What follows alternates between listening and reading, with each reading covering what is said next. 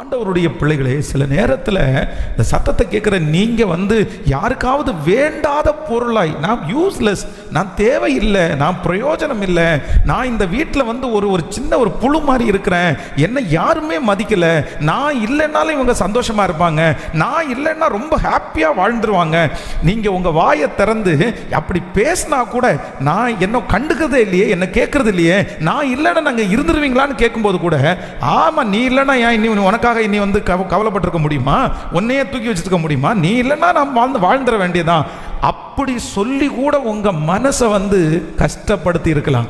இவனுக்கு தெரியும் இந்த நேரத்துக்கு தான் இவங்க யூஸ் பண்ணுவாங்க, இந்த நேரத்துக்கு தான் என்னை பயன்படுத்துவாங்க.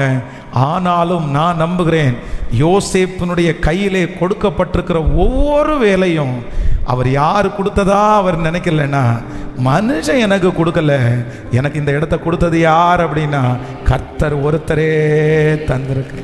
உங்க குடும்பத்தில் நீங்க வேண்டாத பொருளா இருக்கலாம், உங்களுடைய கணவனாருக்கு நீங்க வேண்டாத பொருளா இருக்கலாம், உங்களுடைய ஆர்கனைசேஷனுக்கு நீங்க வேண்டாத பொருளா இருக்கலாம், அவர்கள் நீங்கள் செய்த நன்றிகளை மறந்து இருக்கலாம். நான் தான் யாருக்கும் யூஸ்லெஸ், நான் பிரயோஜனம் இல்லையே, நான் ஏன் செய்யணும், நான் எதுக்கு ஜெபம் பண்ணணும், நான் எதுக்கு சமைச்சு போடணும், நான் எதுக்கு இந்த குடும்பத்தை பார்க்கணும் அப்படின்ற ஒரு மனநிலைமையில யார் இந்த ஜெபத்திலே கலந்து கொண்டாலும் ஆண்டவர் உங்களுக்கு வாக்கு கொடுக்கிறார், இல்லை மகளே, இல்லை மகனே, அந்த பொறுப்பை யாரும் உனக்கு தரல, யாரும் கைத்தட்ட வேண்டிய அவசியம் இல்லை, யாரும் உங்களை பெருமைப்படுத்த வேண்டிய அவசியம் இல்லை, அந்த பொறுப்பை கர்த்தர் தான் உங்கள் தலையின் மேல் வைத்திருக்கிறார். ஒரு நாள் இல்லாவிட்டாலும் ஒரு நாள் கர்த்தர் அந்த இடத்திலே நீங்கள் செய்த அந்த காரியத்திற்கு உங்களுக்கு பலனை கர்த்தர் தராமல் போக மாட்டார். நம்புறவங்க கரங்களை தட்டி ஆமென். மனுஷங்க உங்களை பயன்படுத்திட்டு விட்டுறனோட நினைப்பாங்க, வெறும் உங்களை யூஸ் பண்றதுக்கு மட்டும்தான் நினைப்பாங்க. ஆனா ஆண்டவர் உங்களை என்ன பண்ணுவாருன்னா மோல்டு பண்ணி ஒரு கருவியாய் கர்த்தர் உங்களை பயன்படுத்துவதற்கு கர்த்தர் வல்லவராய் இருக்கிறார். கைகளை அசைத்து ஒரு ஹல்லேலூயா. எப்பவுமே நம்ம மனசுக்குள்ள என்ன வந்துடக்கூடாது அப்படின்னு சொன்னா, இவன் தவறான காரியத்திற்கு அது வேற. ஆனா சில இடத்துல சில பொறுப்புகளை கொடுத்து ஆண்டவர் உங்களை உட்கார வைக்கும் போது இவங்க என்ன யூஸ் பண்றாங்கன்னு நம்மளை என்ன பண்ணக்கூடாது சொல்லுங்க. இன்னைக்கு கிறிஸ்தவத்துக்குள்ள ரொம்ப பரவிட்டு இருக்கு பாருங்க. எங்களுடைய போதகர் என்னை வளர்த்தன போதகர், என்னுடைய பாஸ்டர் எத்தனையோ வேலைகளை எங்களுக்கு சொல்லி இருக்கிறார், எத்தனையோ வேலைகள். அவருக்கு துணி துவைச்சு போட்டிருக்கிறோம், அவருடைய காரை கிளீன் பண்ணியிருக்கிறோம், அவருக்கு காலை இதெல்லாம் பாக்கியமா நினைக்கிறேன். இந்த மாதிரி நிறைய செஞ்சிருக்கிறாரு. காலையிலேருந்து சாயந்தரம் வரைக்கும் இருந்திருக்கிறோம், சேர் போட்டிருக்கிறோம், வேலை வேலை வேலைன்னா அவ்வளோ வேலை செஞ்சிருக்கிறோம்.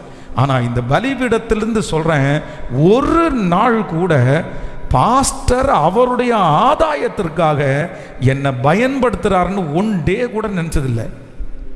பலிபீடத்திலிருந்து சொல்கிறேன், ஒரு நிமிஷம் கூட நினச்சதில்லை. ஐயோ இவர் என்ன நம்ம யூஸ் பண்ணுறாரு, நம்ம இந்த மாதிரி வேலை செஞ்சுட்டு இருந்தால் என்னைக்கு முன்னேறது அப்படின்னு நினச்சதே இல்லை. பாஸ்டர் அந்த ஊழியத்தில் ஒவ்வொரு வேலையும் கொடுக்கும்போது நான் கர்த்தருடைய பிள்ளைகளை நான் என்ன நினச்சிருக்கேன் அப்படின்னா, இது யார் தந்தா அப்படின்னா கர்த்தர் எனக்கு தந்திருக்கிறார், ஆண்டவர் தான் இந்த இடத்துல என்ன வச்சிருக்கிறார், நான் பெஸ்ட்டாக செய்யணும், நான் ரொம்ப நல்லா செய்யணும். ஆனால் ஒன்று தெரியும், நான் அதை மனப்பூர்வமாக செய்ய செய்ய செய்ய கர்த்தர் என்ன பண்ணினாருன்னா அவங்கள வச்சே கர்த்தர் என்ன வளர்த்துட்டே இருந்தார், கர்த்தர் என்ன சொல்லி கொடுத்துட்டே இருந்தாரு. நான் நம்புறேன், அவர்கள் நம்மளை யூஸ் பண்றதில்லை, ஆண்டவர் நமக்கு அந்த இடத்துல கற்றுக் கொடுக்கிறார். விசுவாசிக்கிறீங்களா இல்லையா? இன்னைக்கு கடந்த சில ஆண்டுகளுக்கு முன்பாக சர்ச்சில் ஒரு வேலை, ஒரு சர்ச்சில் ஒரு பாஸ்டர் என்று சொல்கிறாரு, வேலை நடந்துட்டு இருக்குது. வேலை நடந்துட்டு இருக்கும்போது தன்னுடைய பிள்ளைய வேலை செய்ய கூப்பிட்டுருவாங்களோன்னு நினச்சி தன்னுடைய பிள்ளை ரொம்ப இன்ட்ரெஸ்டாக வேலை செய்கிறதுனால அவனை கொண்டு போய் சொந்தக்காரங்க வீட்டில் அவங்க அப்பா விட்டுட்டு வந்தார்.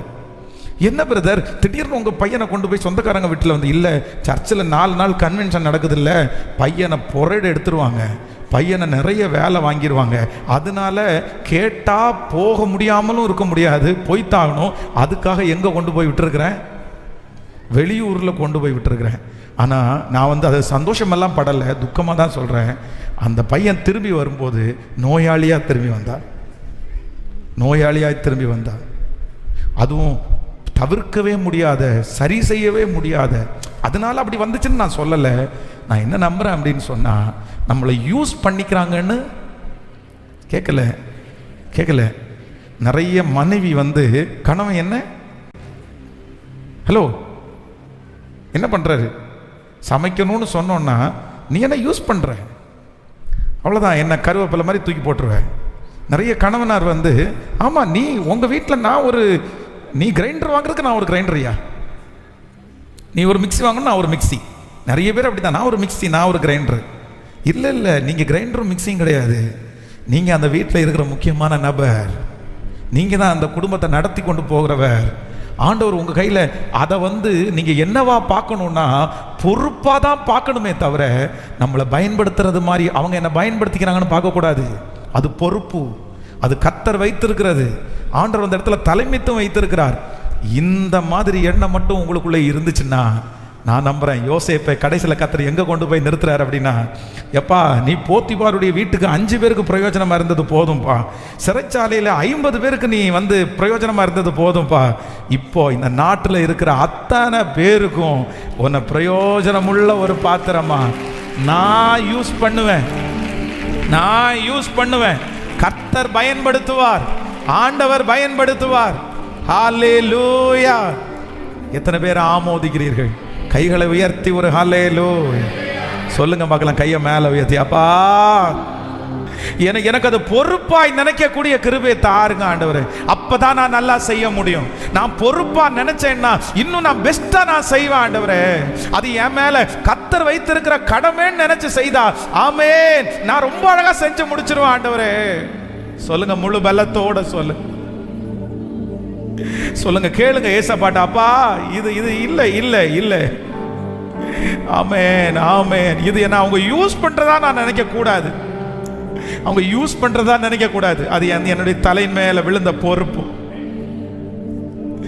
அல்ல யாரோ ஒருத்தர் இடத்துல ஆண்டவர் தீர்க்க தரிசனமா ஸ்ட்ரைட்டா நேருக்கு நேர் ஆண்டவர் சில இடத்துல பேசுறத நான் பார்க்கிறேன். சிலர் ஆண்டவர் என்கவுண்டர் பண்றத பார்க்கிறேன். மகளே நீதான் அப்படி நினைச்சு வந்திருக்கிற, இவங்கெல்லாம் பயன்படுத்திட்டு என்ன தூக்கி போடுறாங்க. இல்ல, ஆண்டவர் சொல்றாரு அந்த குடும்பத்துல உன்னை நம்பிதானே அந்த குடும்பத்தை நான் தந்திருக்கிறேன், உன்னை நம்பிதானே அந்த பொறுப்பை நான் தந்திருக்கிறேன், அந்த இடத்துல நான் தானே உன்னை கொண்டு போய் வச்சிருக்கிறேன், அந்த இடத்துல நீ ஒரு ஆள் இல்லைன்னா ஒன்னும் பண்ண முடியாது.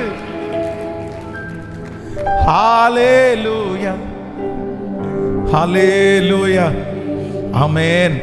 நீங்க வந்து யூஸ் பண்றாங்கன்ற ஒரு கான்செப்ட் உங்க ஃபேமிலிக்குள்ள உங்களுக்கு வந்துச்சு அப்படின்னு சொன்னா கண்டிப்பா சொல்றேன், அந்த ஃபேமிலியை நீங்க வந்து ரொம்ப ரொம்ப நல்லா கொண்டு போக சொல்லுங்க. உங்களை கொண்டு போக முடியாது.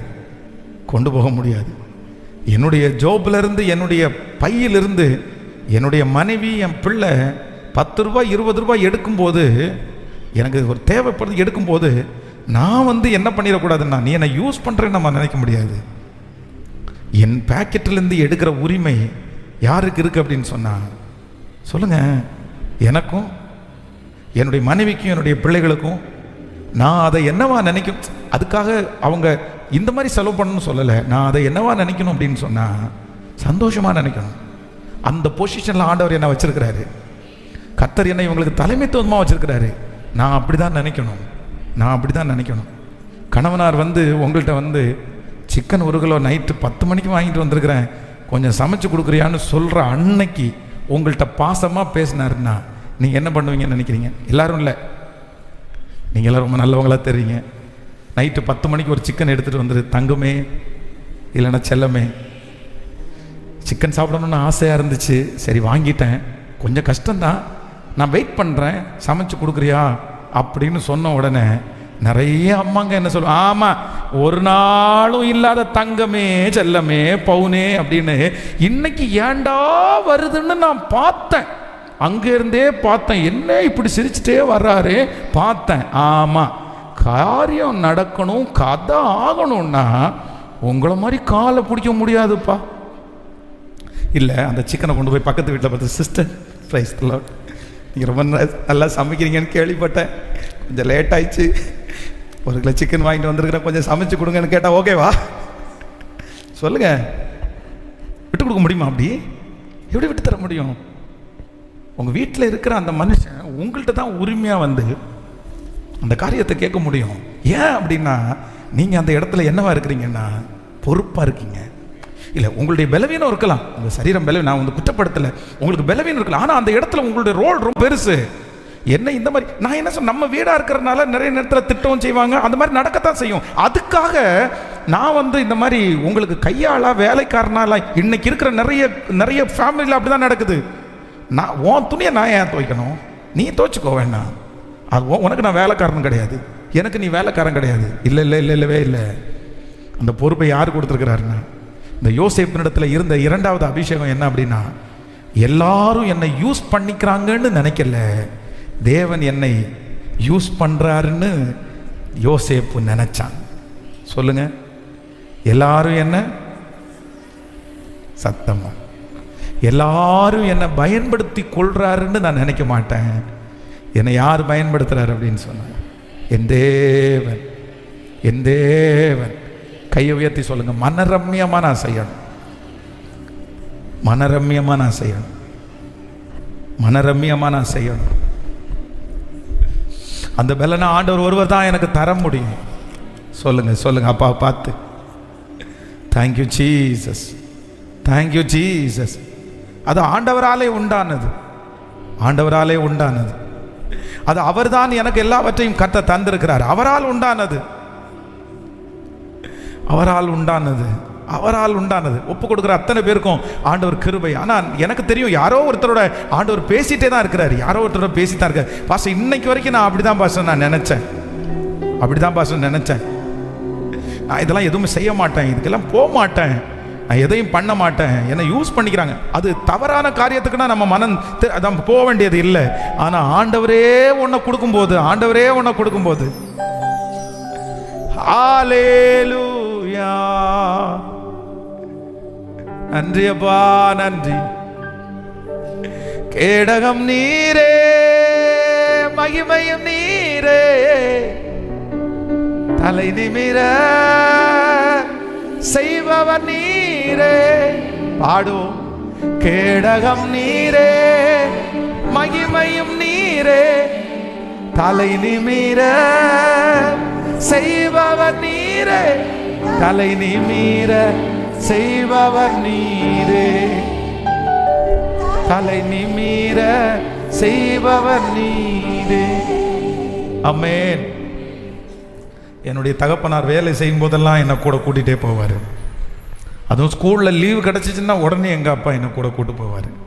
எங்கள் கூட பிறந்த 2 அண்ணன் 2 அக்கா, அவங்கள அதிகமாக கூப்பிட மாட்டார், என்ன தான் கூட்டு போவார். ஏன் அப்படின்னு சொன்னால், எங்கள் அப்பா சொன்ன நிறைய நான் கீழ்ப்படிவேன். எங்கள் அப்பா கூட காலிலேருந்து சாயந்தரம் வரைக்கும் நான் வேலை செய்வேன். அப்போது என் மனசில் என்ன தோணும்னா, என் அண்ணன் ஜாலியாக இருக்கிறானே, எங்கள் அண்ணங்க 2 பேர் ஜாலியாக இருக்கிறாங்களே.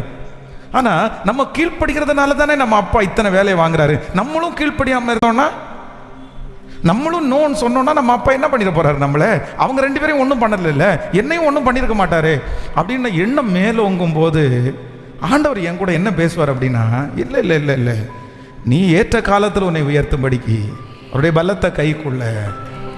ஆனால் இன்னைக்கு நான் ஃபீல் பண்ணுறேன், இன்னைக்கு இந்த பலிபீடத்திலிருந்து நான் ரொம்ப நினைக்கிறேன், எங்கள் அப்பா அன்னைக்கு அப்படி கூட்டிகிட்டு போய் இதாண்டா வேலை, இதாண்டா குழி வெட்டுறது, இதாண்டா கஷ்டம், இப்படி இருக்குன்னு எங்கள் அப்பா இன்னைக்கு கற்றுக் கொடுத்ததுனால தான் கஷ்டம்னா என்னன்ற ஒரு மிகப்பெரிய பாடத்தை நான் அந்த இடத்துல தாங்க கற்றுக்கிட்டேன், அந்த இடத்துல தாங்க கற்றுக்கிட்டேன். பிரதர், சிஸ்டர், என் அன்பு தகப்பனை தாயே, உங்களுக்கு பெலன் இல்லாமல் எல்லாம் இல்லை. நீங்கள் நிறைய பேர் சமைக்காதது, துவைக்காதது, வீடு க்ளீன் பண்ணாதது, வேலை செய்யாது, இது உங்களுடைய பலவீனம் அல்ல. ஆனால் உங்களுக்கு என்ன இல்லை தெரியுமா? நிறைய பேருக்கு மனசு இல்லை. மனசு என்ன சொல்லுது அப்படின்னா, என்னை எப்படி நடத்துகிறாங்க, என்னை எப்படி நடத்துகிறாங்க, வேலைக்காரி போல் நடத்துகிறாங்க. சிலருக்கு வயதானதுக்கு பிற்பாடு பிள்ளைகள் வந்து பிறந்த பிள்ளைகளை யார்கிட்ட கொண்டு போய் விடுவாங்க? யார்கிட்ட கொண்டு போய் விடுவாங்க? தாத்தா பாட்டிகிட்ட கொண்டு போய் விடுவாங்க.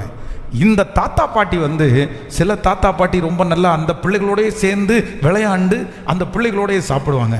ஆனால் சில தாத்தா பாட்டி என்ன சொல்லுவாங்க தெரியுமா? ஆமாம், உன் பிள்ளைகளை பார்க்குறதுக்கு என்ன நான் வீட்டு வேலையாளா?